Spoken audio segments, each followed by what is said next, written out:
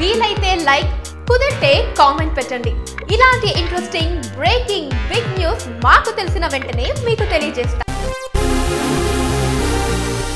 మలయాళ star hero Mohan Lal నటించనున్న 1000 కోట్ల project అన్ని భాషల పరిశ్రమల్ని ఆశ్చర్యంలో ముంచెత్తింది. ప్రముఖ రచయిత, జ్ఞానపీఠ అవార్డు గ్రహీత ఎంటి వాసుదేవన్ నాయర్ రచించిన రండమోజం అనే నవల ఆధారంగా ఈ చిత్రాన్ని రూపొందించనున్నారు.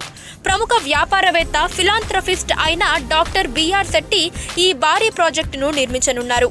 మహాభారతంలోని అత్యంత కీలకమైన పాత్రల్లో ఒకటైన భీముడి పాత్రను ఆధారంగా ఈ కథ నడుస్తుంది.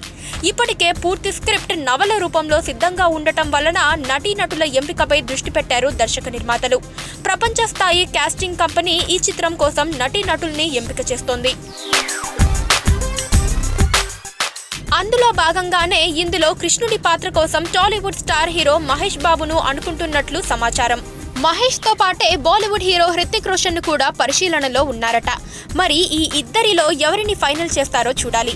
ఈ ప్రాజెక్టుకు దర్శకత్వం వహించనున్న దర్శకుడు శ్రీకుమార్ మీనన్ మాట్లాడుతూ ఈ సినిమాను 2020 కల్లా పూర్తి చేస్తామని అన్నారు.